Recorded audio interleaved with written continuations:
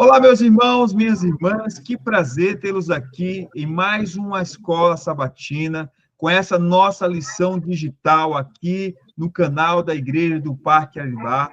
Não estou sozinho, meu nome é Evandro, sou ancião da Igreja do Parque Aribá. Está aqui conosco o pastor Eufrásio e o nosso irmão José Barbosa. Nesse momento, eu quero que os nossos convidados também possam se apresentar. Vamos começar com o José Barbosa e depois com o pastor Eufrásio. Olá a todos, espero que todos estejam bem. E para mim é um privilégio, pela primeira vez, estar participando dessa iniciativa, com o pastor Lúcio, né? E espero servir, né, de alguma forma, né, para compartilhar aqui aquilo que Deus colocou no meu coração acerca dessa lição. E é uma honra estar aqui nesse momento aqui para participar desse estudo maravilhoso da Palavra de Deus. Pastor Eufrásio, se apresente. Povo querido do coração, eu agradeço aí imensamente esse privilégio de estar com vocês mais uma vez. E essa última lição justamente vem eu trazer a nós alegria, para o nosso coração, alegria para a nossa esperança, na certeza que Jesus está voltando e vai colocar um ponto final nesse conflito e estaremos juntos para nunca mais nos separar. Muito bem, com todo mundo aqui apresentados, todo mundo aqui já conhecido de todos, nós vamos dar então agora início ao estudo, à recapitulação dessa lição. Geralmente é o pastor Lúcio que está aqui no comando da lição da Escola Sabatina, mas hoje, por motivos de forças maiores, ele não está conosco, seremos nós três aqui, mas um convidado muito especial, que é o Espírito Santo. E nesse momento, eu quero convidar você para fechar os seus olhos, nós vamos fazer uma chamada, uma oração, pedindo que o Espírito Santo atue no nosso coração e na recapitulação dessa lição. Feche seus olhos. Obrigado, Deus, Pai Todo-Poderoso, pela oportunidade de, mais uma vez, recapitularmos a lição da Escola Sabatina. Lição essa que vem trazendo verdades significantes, relevantes da Tua Palavra. Que ao estudá-la e recapitulá-la, possamos nos aproximar mais de Jesus, aprendermos mais do Seu amor e estarmos mais preparados para o conflito iminente. Tudo isso nós pedimos e agradecemos no doce nome de Jesus. Amém. Enfim, chegamos ao final de mais um trimestre de lições incríveis sobre o tema O Grande Conflito. Aprendemos aqui sobre a guerra por trás de todas as guerras, não é verdade? E vimos que todos nós, de alguma forma, estamos envolvidos nessa guerra. E por isso, a minha primeira pergunta aqui para os nossos convidados, vamos começar ali com o pastor Eufrásio, é: como o triunfo do amor de Cristo nos inspira a viver com propósito e com alegria? Pastor Eufrásio. Esse triunfo, ele foi demonstrado de uma forma realmente inacreditável.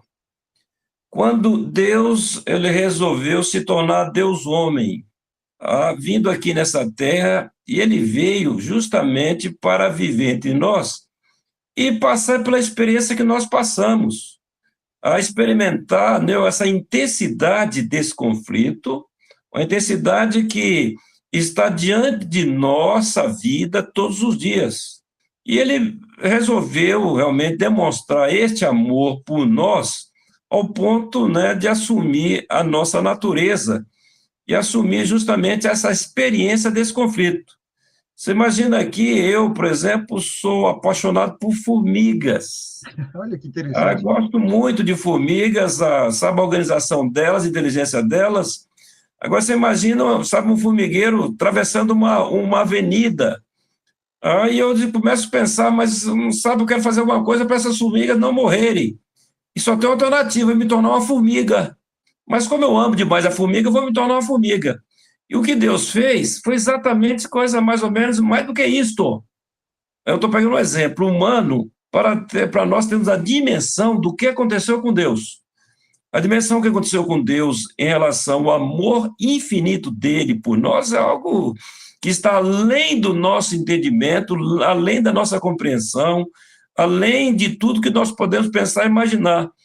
Por isso que quando você medita um pouquinho sobre esse amor triunfante de Deus, você só tem uma opção, é apaixonar por Deus. Você se apaixona por Deus, apaixona por Jesus Cristo, apaixona pelo Espírito Santo e apaixona pelas promessas que ele fez. E a grande promessa agora, que nós estamos estudando essa lição, que é o triunfo final. onde realmente Jesus vai colocar um ponto final nesse conflito e vai nos tirar daqui para dar-nos o direito de vivermos com Ele e eternamente com Ele, ao lado dele, e eternamente feliz, porque essa vontade, esse é o amor de Deus por nós. Barbosa, a gente percebe, Barbosa, que o verso para memorizar, que é um verso do livro de Apocalipse, ele nos traz uma esperança que muitas vezes as pessoas desconhecem, porque quando olham para o Apocalipse pensam em coisas ruins, mas parece que existe esperança no livro de Apocalipse, né? O que você pode falar para a gente sobre esse verso para memorizar? O livro do Apocalipse é o livro que mais transmite esperança aos nossos corações. É o livro que traz o fechamento de todas as coisas. Enquanto que muitos olham para o Apocalipse e o rejeitam, né? Tem receio de estudar profundamente as profecias do Apocalipse e também, né, do livro de Daniel. O motivo pelo qual muitas pessoas não têm uma compreensão completa e ampla do caráter de Deus, do amor de Deus, da vontade de Deus, a grande maioria dessas pessoas, elas não olham para o Apocalipse como deveriam olhar. Então, a gente, eu mesmo, antes de conhecer a verdade, a gente assistia algum filme, né? Toda aquela produção de Hollywood, quando falava alguma coisa apocalíptica é algo, sabe, que vai além, né? Algo que assusta, é algo, assim, espantoso. E quando você se familiariza com essa linguagem do Apocalipse, né? Porque é uma linguagem simbólica, você percebe que por trás de toda essa linguagem existe uma linguagem de amor. Existe ali um plano sendo fechado, sendo concluído, que é o plano da redenção, aonde Deus mostra e revela o máximo do seu amor por cada um de nós. Tanto é que o verso para memorizar diz, e isso é fruto do amor de Deus, que não vai haver mais morte, nós nem iremos mais chorar, né? Não haverá mais tristeza, não haverá mais luto, e tudo isso é fruto do amor de Deus por nós. Então, a palavra de Deus atesta e afirma que Deus não tem amor, Deus é amor. O caráter de Deus foi colocado em dúvida lá no céu, né? E o motivo pelo qual Deus tem prolongado esse conflito é para que fique bem mostrado para o universo, né, quem é realmente Deus e quem é realmente o inimigo das nossas almas. Então, nós não temos dúvidas algumas de que o nosso Deus, o Criador de todas as coisas, está preparando um ambiente muito mais especial, muito mais melhor para nós, né, para aqueles que amarem a sua vinda, um dia estarem todos juntos, desfrutando de tudo, de toda essa bondade, né? Coisas que o olho não viu, o coração não sentiu, o ouvido não ouviu. É isso que Deus está preparando para aqueles que o amam, para aqueles que estão nesse conflito, mas que sabem que nesse conflito já existe um vitorioso, e o vitorioso é Deus. E nós faremos parte dessa vitória, porque nós estamos ligados a Deus, e se nós estamos ligados a eles, nós faremos parte dessa vitória, porque Deus é amor, e Ele nos ama e quer que nós estejamos com Ele na eternidade. A gente percebe em cada um desses eventos apocalípticos a esperança. E eu acho que a esperança fala muito a nós nesse livro de Apocalipse. Por exemplo, existe um evento que dá muito medo às pessoas, que é o tempo da angústia, né? É um tempo que vai acontecer, está para acontecer, que traz medo, assusta as pessoas, mas mesmo no ambiente de grande uma angústia que, segundo a palavra de Deus nos diz, nunca aconteceu, né? Uma angústia que realmente vai ser apavorante, pior do que o período do Covid, por exemplo, existe nesse meio esperança. E como é possível ter esperança num tempo de angústia como nunca houve, pastor Eufrásio? O que a gente percebe, Evandro, é que dentro do conflito nós temos aí uma guerra. E quando se está em guerra, não tem, sabe, você não tem outra opção a não ser uma angústia permanente. Uma permanente. Enquanto esse conflito, nós não temos o final dele, essa angústia ela vai ser cada vez maior.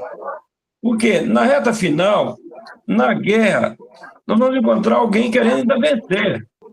Então, Satanás, ele é derrotado, mas ele não admite que ele é derrotado. Ele é vencido, mas não admite que ele é vencido. E na mente dele ainda é capaz, ele acha que é capaz de vencer a Deus, é vencer os filhos de Deus.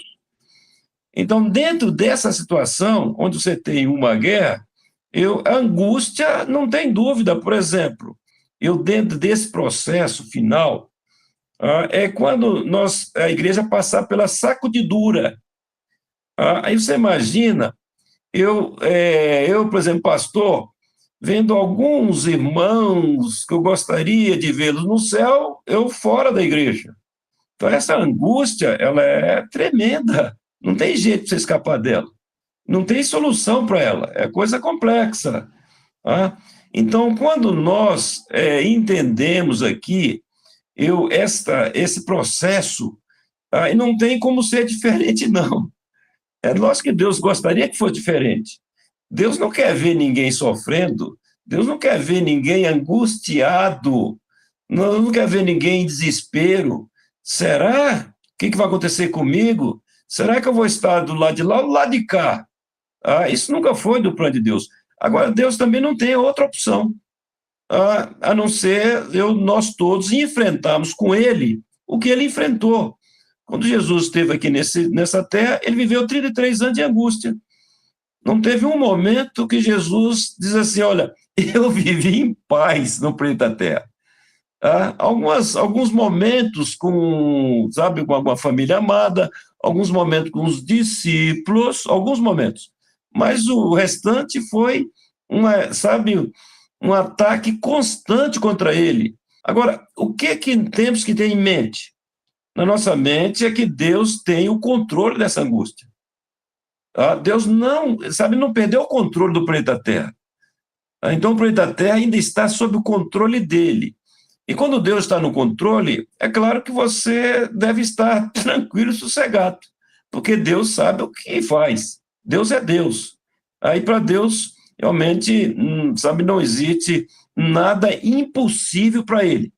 Então, quando você tem essa convicção que Deus é Deus, e que Deus te ama, e que Deus vai cuidar de você, então essa é a grande esperança nossa.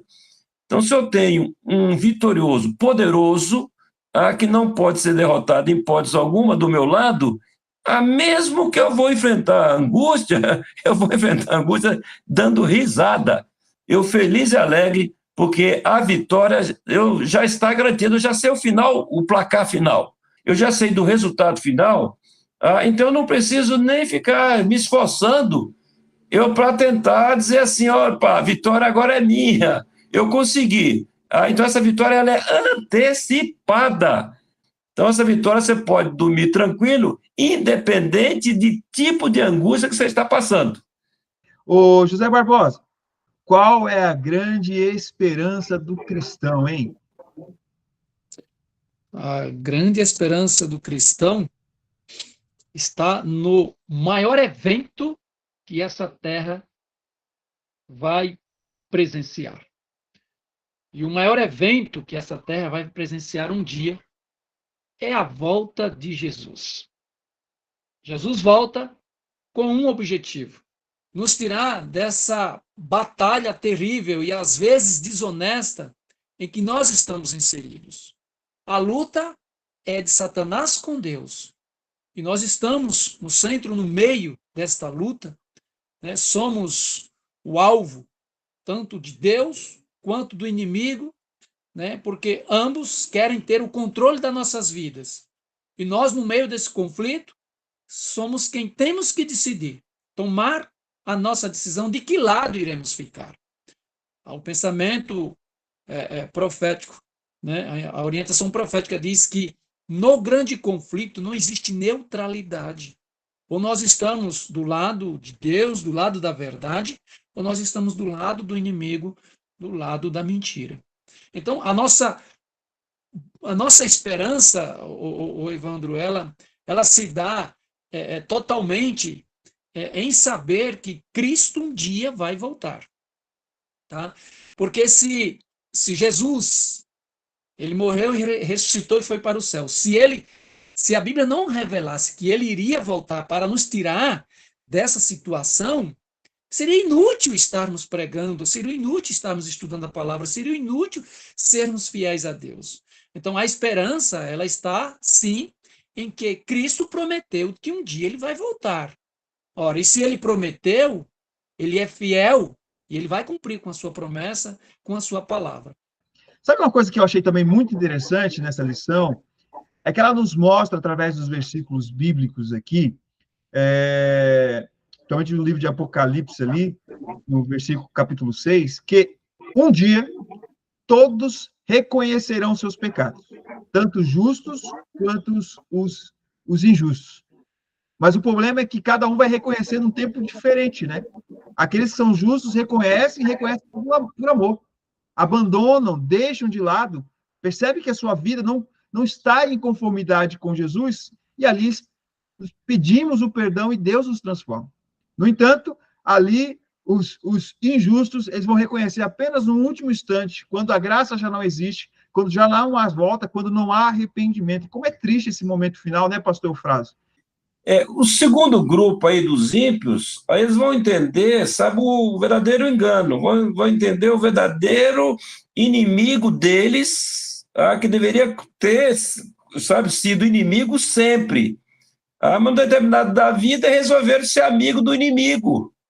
Aí você foi amigo do inimigo, não deu outra opção, não teve outra alternativa, a não ser receber aquilo que o inimigo não merece.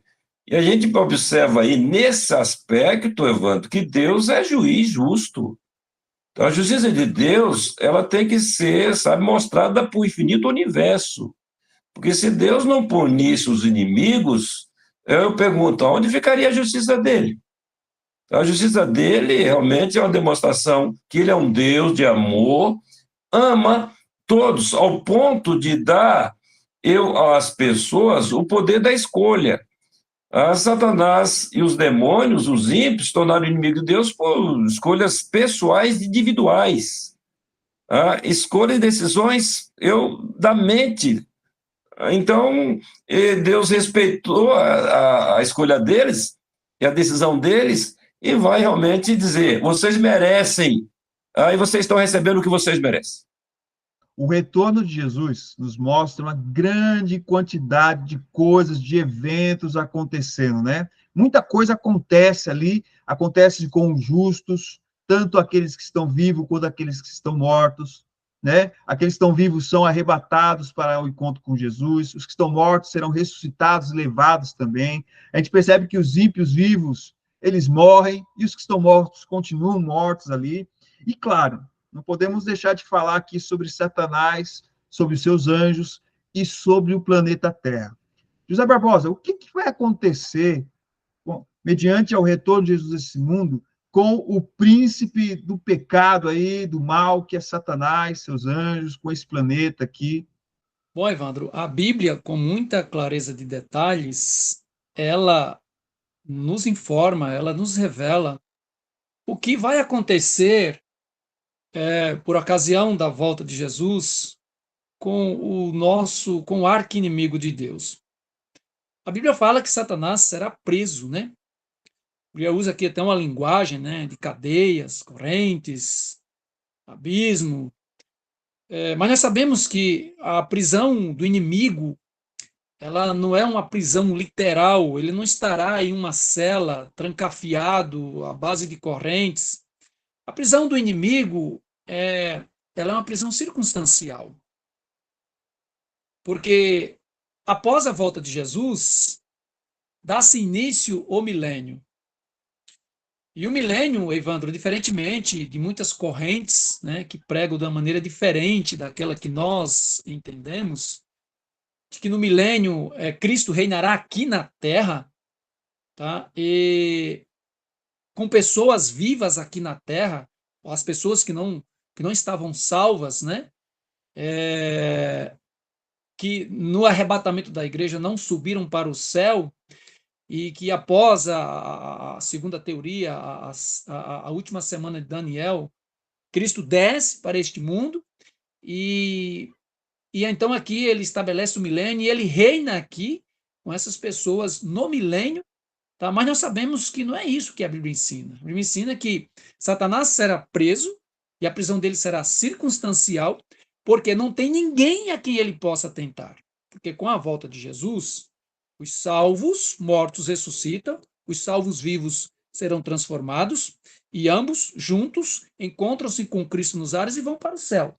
Enquanto que os ímpios mortos permanecem mortos e os ímpios vivos morrem, todos. Isso está revelado na Bíblia. Jeremias fala sobre isso, Isaías fala sobre isso. Então, não tem como o inimigo Satanás, ele está livre aqui nesse país, reinando, né? Porque não tem ninguém para ele tentar. Então, a prisão dele é circunstancial, isso se dará após Jesus descer e subir com a igreja. Então, ele permanecerá aqui nesta terra, parcialmente destruída, contemplando o que ele provocou nesse país, né? Tropeçando nos cadáveres que vão virar esterco na superfície da terra.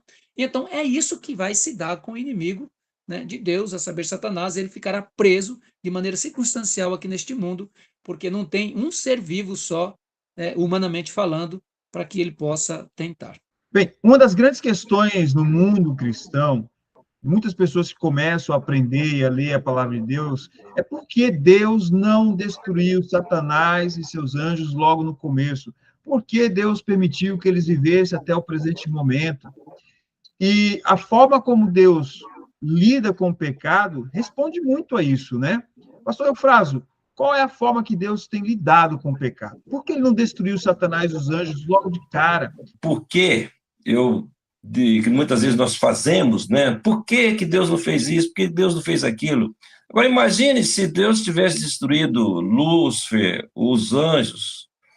Ele teria criado um problema maior do que o próprio problema de Lúcifer. Problema maior. Qual seria o problema maior? Que Lúcifer, ele falou do caráter de Deus, falou que Deus era um Deus destruidor, um Deus carrasco, um Deus mandão, um Deus que determinava, um Deus injusto, um Deus que não ama. Então, essa foi o começo dele, essa foi a mensagem dele. E se Deus tivesse destruído ele, sabe, esta mensagem de Satanás teria, sabe, ficado na mente de todos os seres criados no infinito universo de Deus.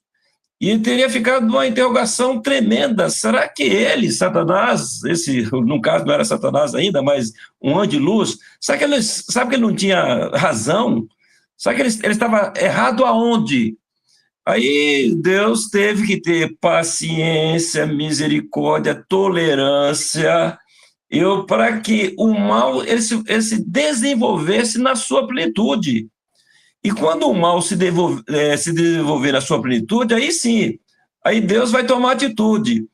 E nós podemos dizer que nesses 6.000 anos, o mal se desenvolveu na sua amplitude, em todos os aspectos, todos os sentidos. Agora sim, Deus está preparadíssimo para tomar atitude. E não fez isso ainda, não é porque, sabe, o Satanás, os demônios, não fez por causa de nós, não fez por causa dos salvos. Então, a razão de Deus não ter tomado a atitude de eliminar completamente Satanás e os demônios é exatamente por sua causa e por minha. Hoje nós entendemos que Deus realmente teve muita tolerância, teve muita misericórdia, muita paciência com a situação.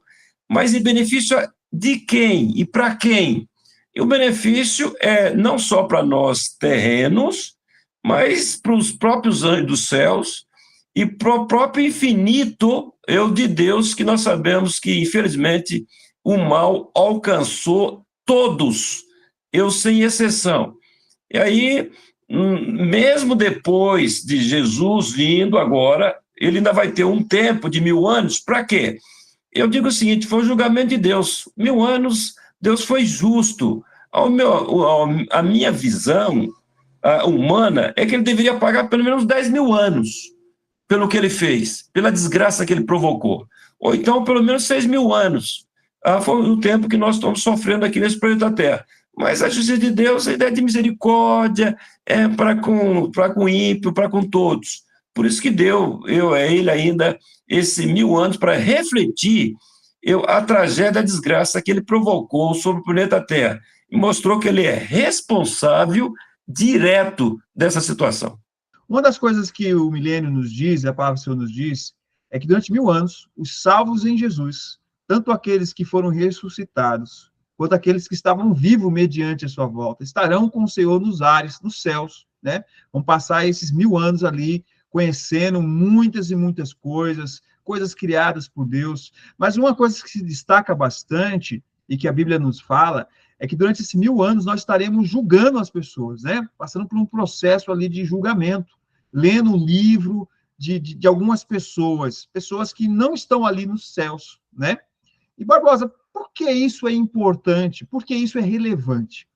Bom, Deus, por ser onisciente, evidentemente que ele não precisa de um juízo, de investigar a vida de ninguém para saber se essa pessoa é ou não, restaura ou não salva. O juízo, ele é importante para os anjos, ele é importante para nós, porque Paulo fala que nós julgaremos também os mortos, os ímpios, aqueles que não se salvaram. Não tem como negar que existe um juízo, que vai existir um juízo. Deus não escondeu isso de ninguém. O juízo de Deus, ele se divide em 3 fases: investigativo, comprobatório e executivo. O juízo investigativo, Deus, Jesus, os anjos lá no céu, estão fazendo esse juízo agora. O juízo de investigar. O juízo comprobatório, ele se dará após a segunda vinda de Jesus, durante o milênio, onde nós também faremos parte desse juízo. Mas por que esse juízo é importante?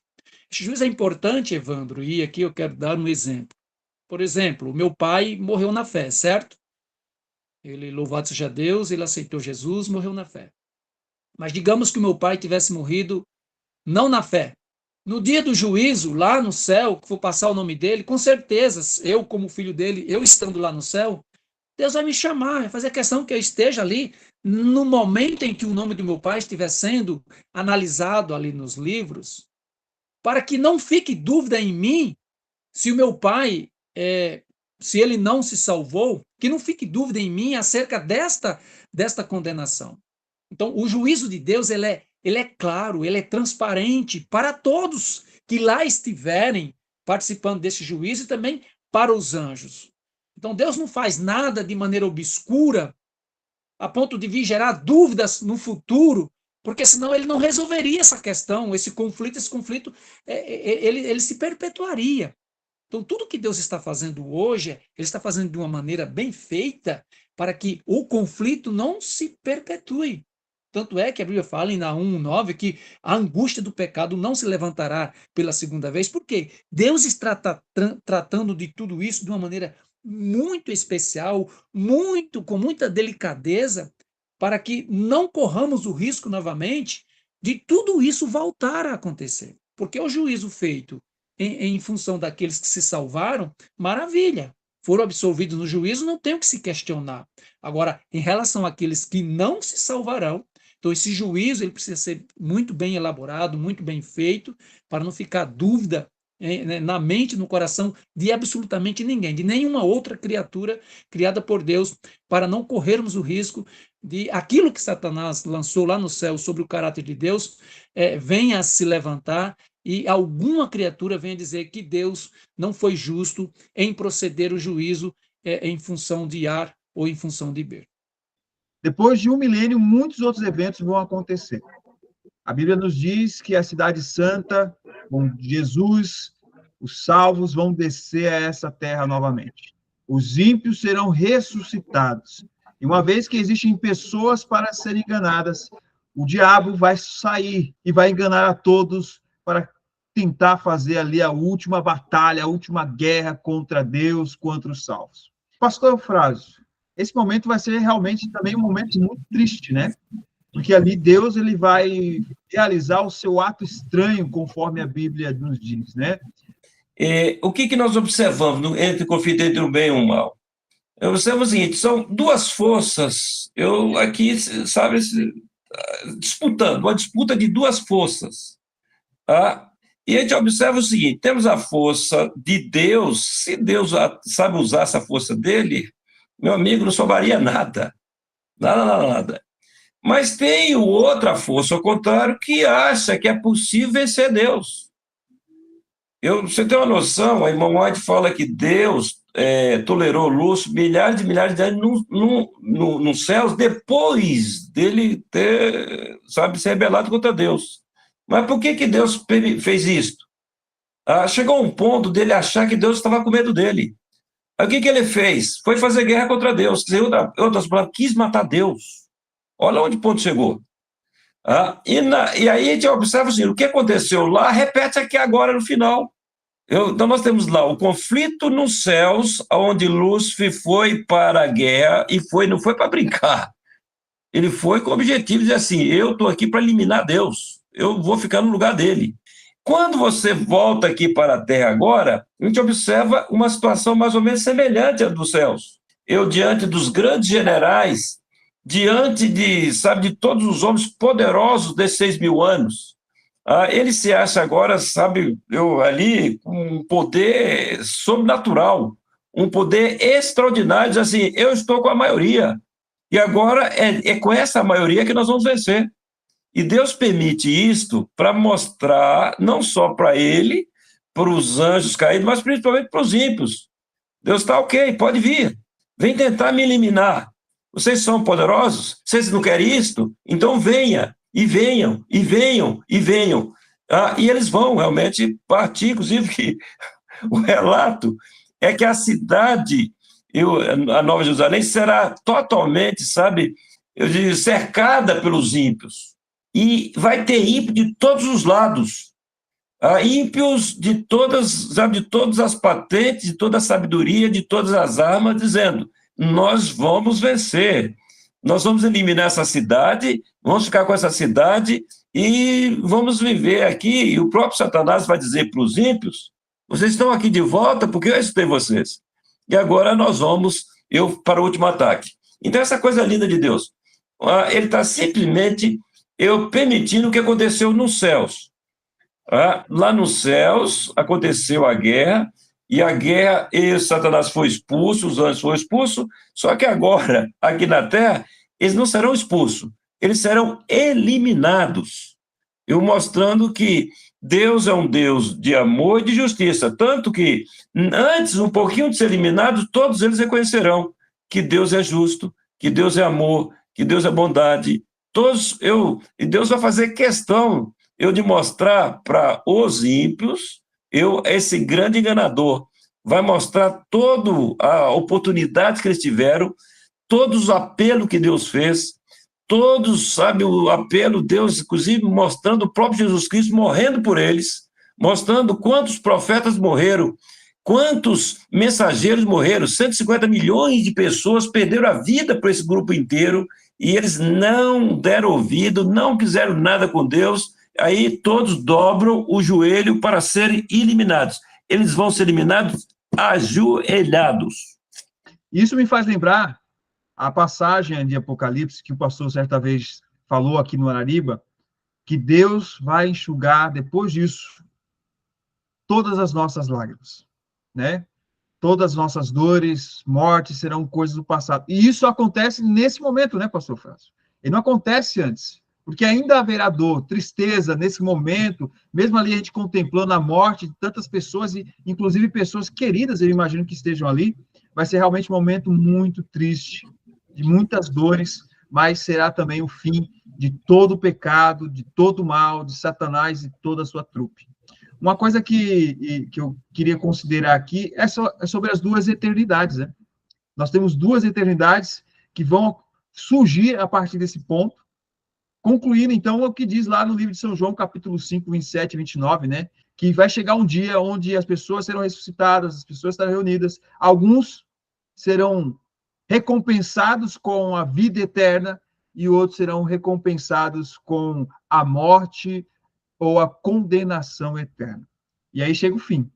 Que possamos hoje aproveitar que a porta da graça está aberta e nos entregarmos diariamente a Cristo Jesus, pedindo que o seu Espírito Santo transforme a minha vida, a nossa vida, o nosso coração e nos prepare para esse grande momento.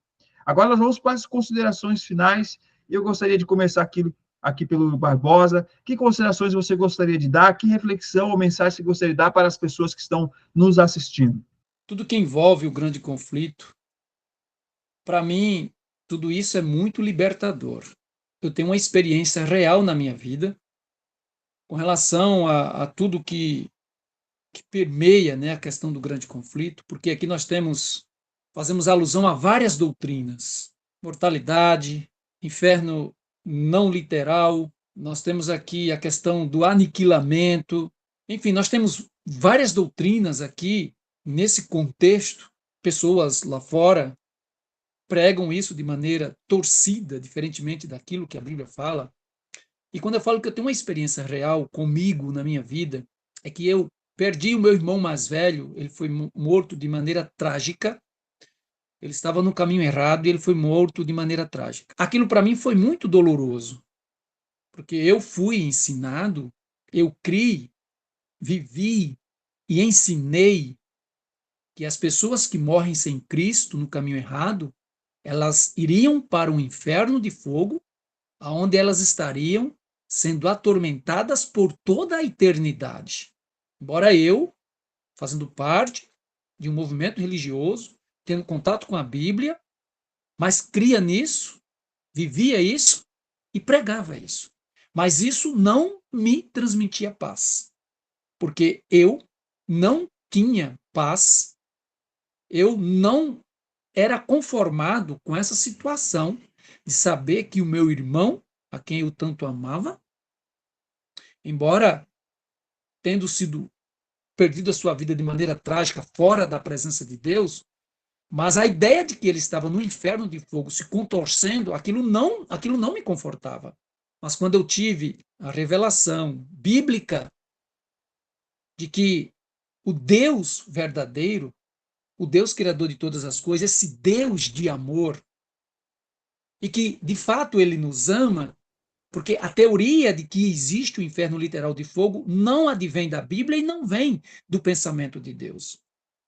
Porque acreditar num Deus assim, num Deus injusto, eu diria, porque como que Deus vai permitir que eu fique a eternidade no fogo, me contorcendo no fogo, por apenas míseros 70, 80, 90, 100 anos de vida? Isso é, no mínimo, injusto. Então, esse Deus, não é o Deus verdadeiro. O Deus verdadeiro, o Deus de amor, é o Deus que ele revela que até no seu juízo, ele mostra o seu amor. O juízo de Deus em consumir essas pessoas, em não permitir mais que elas não existam, elas deixem de existir, tá? Esse juízo de Deus aplicado a essas pessoas é um juízo de amor. O que não é amor é permitir que essas pessoas ficassem num lugar se contorcendo de fogo por toda a eternidade. Isso não é um Deus de amor. Mas um Deus de amor, embora essas pessoas fizeram por merecer, elas estão recebendo o que elas merecem. E o que é que elas merecem? Deixar de existir. E aqui está a questão das duas eternidades. Enquanto uns existirão para todo sempre, outros deixarão de existir para todo sempre. Porque eternidade, quer no céu, quer no inferno, se contorcendo de fogo, é eternidade, é vida. Um vivo sofrendo e outro vivo desfrutando de paz e alegria. Está vivo. Então, o que a Bíblia ensina é que uns viverão e outros morrerão. E isso eternamente. Então, o livro do Apocalipse, para aqueles que não gostam do livro do Apocalipse, de toda a mensagem apocalíptica que a Bíblia revela, é a mensagem que mais transmite esperança para os nossos corações. Eu tenho essa experiência viva comigo, isso aqui é tudo. Hoje eu posso viver em paz, porque eu sei que meu irmão não está se contorcendo no fogo. É bem provável que Deus sabe, sim, se nos momentos de vida dele, se ele se arrependeu ou não, mas se ele não se arrependeu, e nós sabemos que o que o aguarda é o lago de fogo. Mas o lago de fogo do Apocalipse capítulo 20 não é para queimar eternamente. O que é eternamente lá no lago de fogo? É que essa morte, a consequência dela é eterna. Essas pessoas irão morrer para nunca mais existirem. Então, o que é eterno é a consequência, não o juízo em si, não o fogo em si. E isso me conforta por demais, e eu amo esse Deus, porque até no seu juízo eu vejo misericórdia e amor. Este é, sim, um Deus de amor, e nós devemos confiar no seu amor, porque ele é verdadeiro e é fiel para conosco. Nós somos criados para a habitação do próprio Deus, que a gente, muitas vezes, temos dificuldade de entender isso. Paulo chega a dizer que nós somos templos do Espírito de Deus. Então, se somos criados por Deus e para Deus, não tem outra opção de viver fora de Deus. Não existe essa opção. E a opção que, infelizmente, o Lúcifer, os anjos, os demônios, os ímpios, eles tomaram, não tem outra alternativa de você querer viver independente de Deus, a não ser deixando de existir. Porque vida só vem de vida. Então, Deus é vida. Aí ele me deu a vida, e se eu quero viver sem vida, eu tenho que deixar de existir. Aí está o amor de Deus. Então, o mesmo amor que me salva é o mesmo amor que vai levar o indivíduo a querer viver independente de Deus. Deus assim, meu filho, eu gostaria de ter uma outra opção para você viver independente de mim. Eu gostaria de ter, mas essa opção eu não tenho. Porque se eu tivesse, é claro que eu daria para vocês. E a única opção que eu tenho é vocês deixarem de ser, de existir. Não tem outra opção, não tem outra alternativa. Então, a gente mostra realmente esse plano, aqui não só da lição desse trimestre, mas é o plano da Bíblia de Gênesis e Apocalipse. Mostra que nós somos criados à imagem e semelhança de Deus e para Deus.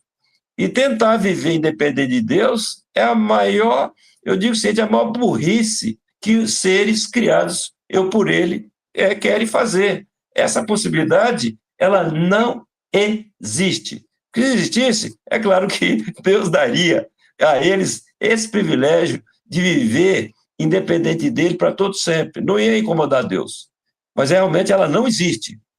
Por isso que o Barbosa aí deixou bem claro. Eles precisam ser eliminados por um ato de justiça, porque transgrediu uma lei de Deus, uma norma de Deus, a vontade de Deus, seres inteligentes, sábios, que tinham esse poder de escolha, esse poder de decisão, resolveram cometer esses absurdos, né? De tentar viver contra Deus, contra a lei de Deus, e contra a pessoa de Deus, e contra a vida de Deus. E a alternativa é essa, e para nós, que somos a imagem e semelhança dele, aceitamos isso de agrado, com alegria no coração, e aí sim, nós teremos o direito, de Deus, que o direito é dele, não é nosso, o direito exclusivo dele, de estarmos com ele e viver eternamente com ele, para gozarmos e usufruir de tudo de bom que ele tem. Essa esperança magnífica, maravilhosa, que nós devemos desejar dia e noite e dia, e dizer, ora vem Jesus, nos tire daqui e nos leve para estar com o Senhor, para nunca mais nos separarmos. Quero concluir, então, lendo aqui o verso para memorizar mais uma vez, que é a grande esperança que temos, capítulo 21, versículo 3 e 4, que diz, e ouvi uma grande voz do céu que dizia, eis aqui o tabernáculo de Deus com os homens, pois com ele habitará. E eles serão seu povo, e o mesmo Deus estará com eles, e será o seu Deus. E Deus limpará de seus olhos toda lágrima, e não haverá mais morte, nem pranto, nem clamor, nem dor, porque já as primeiras coisas são passadas. Louvado seja Deus, porque até aqui você esteve conosco, estudando, recapitulando, e aprendendo deste amor incrível para com Deus. Oremos. Louvado, bendito, magnificado, adorado, servido seja o nosso Criador.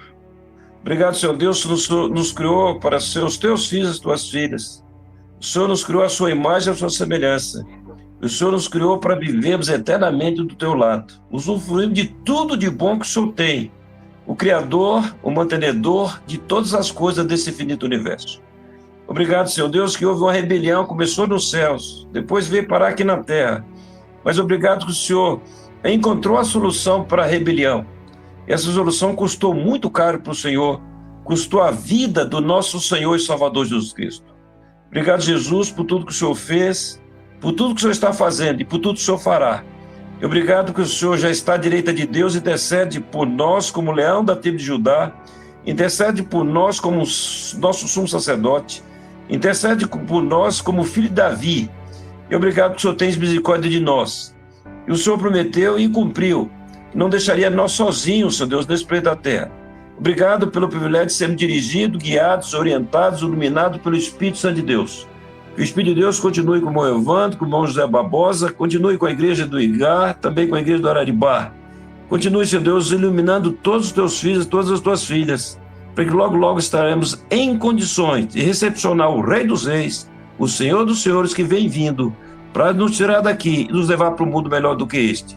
Que a tua bênção da paz, da alegria, da saúde, da felicidade e a bênção, Senhor Deus, da vida eterna, seja uma realidade na nossa vida, da nossos familiares, da tua igreja, do teu povo. Nós o pedimos agradecidos, nos méritos únicos do nosso Senhor e Salvador Jesus Cristo. Amém, amém, amém. Obrigado a todos que nos assistiram, que Deus abençoe vocês e até o próximo sábado.